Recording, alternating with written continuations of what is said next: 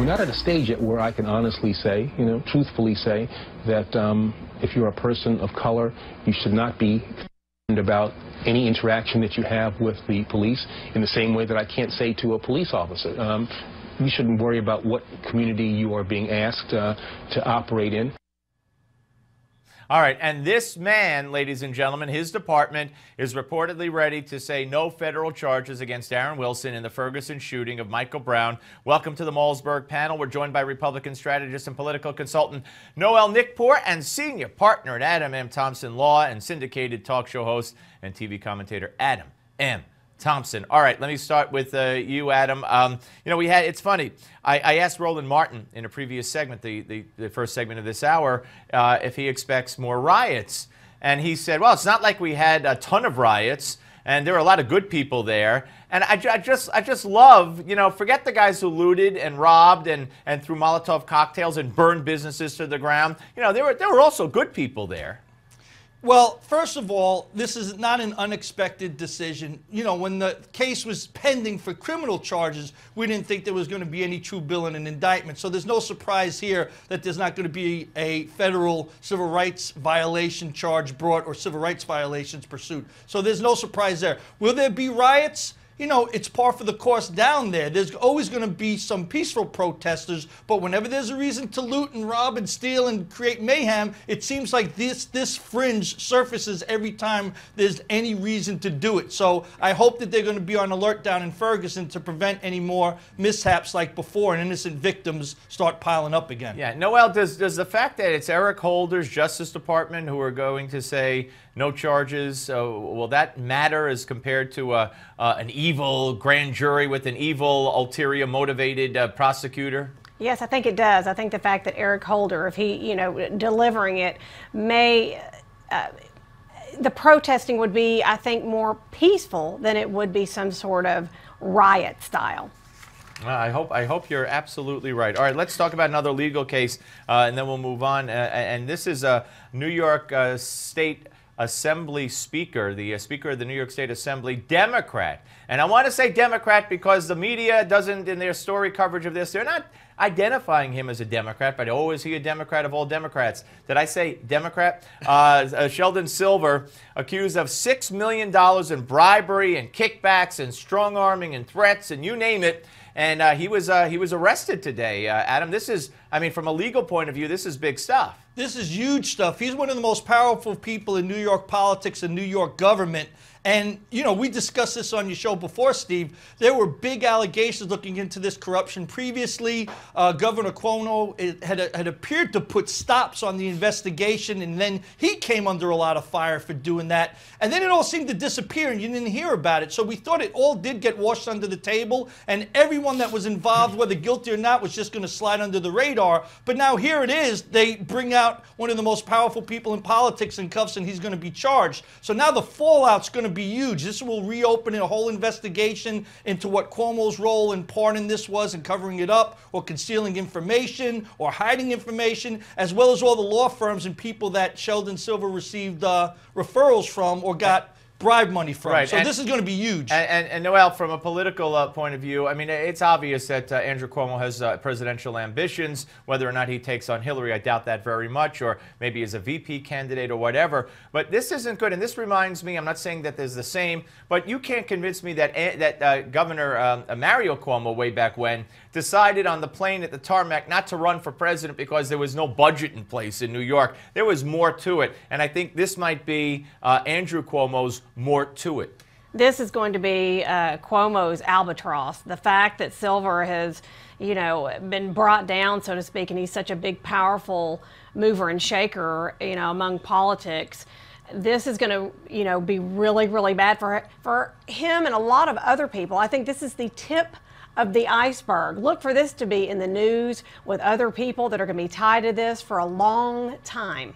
Yeah, all right. Again, and I want to stress that he is a Democrat. All right, folks, on the other side, we're going to be rejoined by Noelle and by Adam, and we have important news, real important news to get to, like Ballgate. And who deflated the balls for the New England Patriots? Of course, we heard from their head coach today. We'll let you hear a little bit about what he had to say. Also, a meeting today between Jeb Bush and Mitt Romney. Do we have any flies that have been on the wall in that room? Feel free to contact us. We're coming back.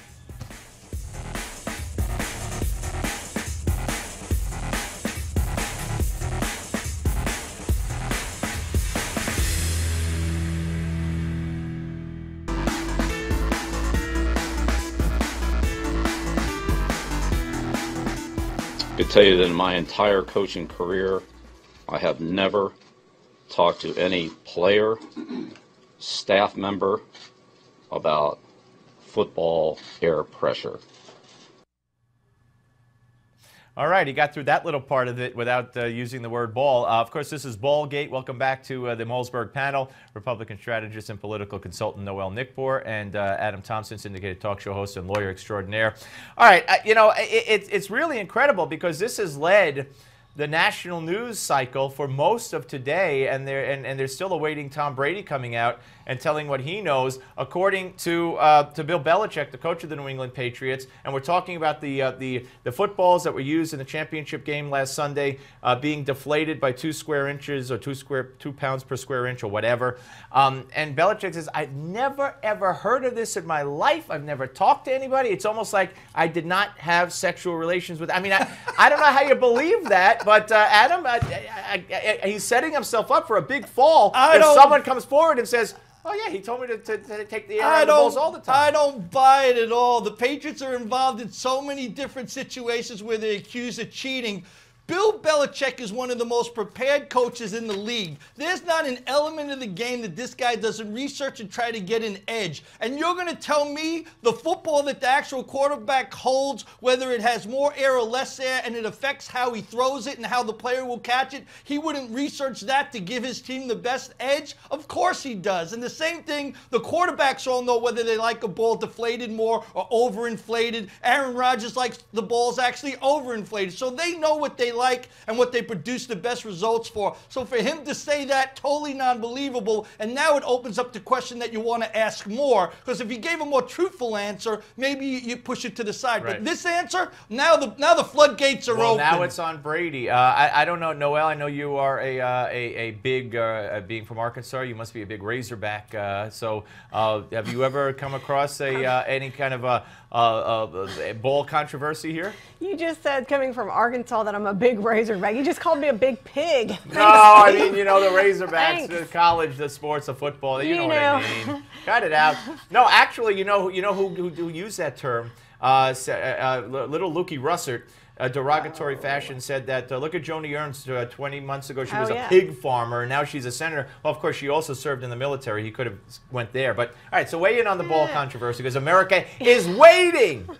You know, this is really sad, and who it's really sad for is Bob Kraft, the owner of the Patriots. I mean, this very cheesy for him. This is so sad to have to deal with something this, in my opinion, minute. I mean, this is really what made them want to check this? I mean, this is so strange that this is going on, and from my understanding, wasn't it almost all of them were that? It was I think 11 out of the 12. So I mean, could have someone not have made a mistake? And can the NFL weren't they supposed to check them? I mean, who checks these? These are the questions about the balls that we actually do not know. All right, we could go on with this, and I'm sure America would be greatly entertained. But the meeting, Noelle, the meeting between Romney and Bush. What's your take on that? What's it all about? Wow, you know, I like Jeb Bush, I like Mitt Romney, but let's face it. Mitt Romney says, no, I'm not going to run. He's told everybody that. He's announced it to consultants, to fundraisers, to donors, to candidates. This is not fair. So now he's flip-flopped and he says, well, now I might run. And I think Jeb Bush, who called the meeting, from what I understand, is irritated, thinking, look, I'm calling these donors. I've announced an exploratory committee, and these donors are saying, well, let me see, you know, I want to support you, but is Mitt getting here? Right. This is BS. Yeah, what about it, Adam? They don't want to split votes, so it's a smart strategy. I said when we discussed this before, Steve, that I thought from even a year ago he was going to take a third crack at it. You know, he's got the money. Why not do it? He could always run on the platform that, hey, look at all the things I said when I was running on the campaign tour that turned out to be true. And that's resonating with a lot of Americans and whatever his base is going to be. But the last thing he wants is like a really harsh primary where they're going at it and it hurts to both of them. And if we're going to have true confessions about what what we talked about before, you also brought up shrinkage as a possibility for those balls deflating. Ask George Costanza about that. Noelle and Adam, thank you.